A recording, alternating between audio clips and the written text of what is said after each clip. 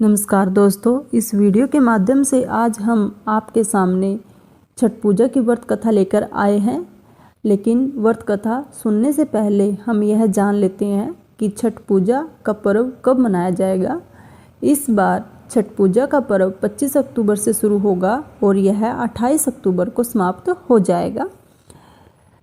और हमें छठ पूजा पर छठी मैया की व्रत कथा अवश्य सुननी चाहिए, जिससे हमें संतान सुख प्राप्त होता है और साथ में हमारी हर इच्छा पूरी होती है। तो चलिए आइए दोस्तों, अब हम छठ पूजा की व्रत कथा सुनते हैं। पौराणिक मान्यताओं के अनुसार बहुत समय पहले प्रियवंत नामक एक राजा थे, जिनकी पत्नी का नाम मालिनी था। विवाह के काफ़ी समय हो जाने के बाद भी उनको कोई संतान नहीं थी। इस बात से दोनों दुखी रहते थे। उन्होंने संतान प्राप्ति की इच्छा के कई प्रयत्न किए, इसके बाद भी उन्हें कोई संतान न हुई। उसके बाद वे एक महर्षि कश्यप द्वारा पुत्रेष्ट यज्ञ करवाया।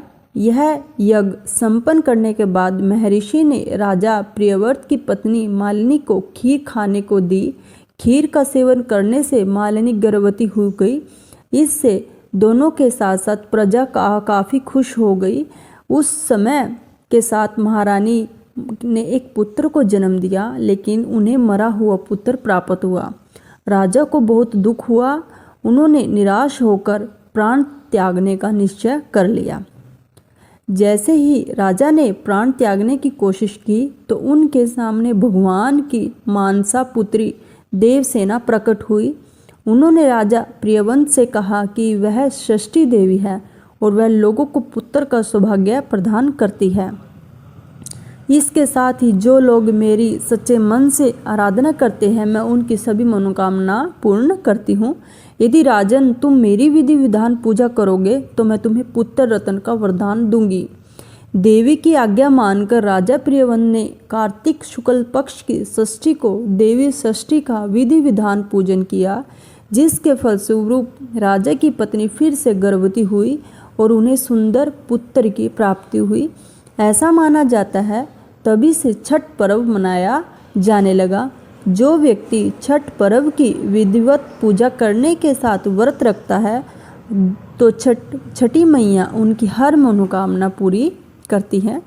छठ पर्व के दौरान व्रती तीसरे और चौथे दिन पवित्र नदी या तालाब में कमर तक जल के अंदर खड़े होकर सूर्य देव को अर्घ्य देते हैं, लेकिन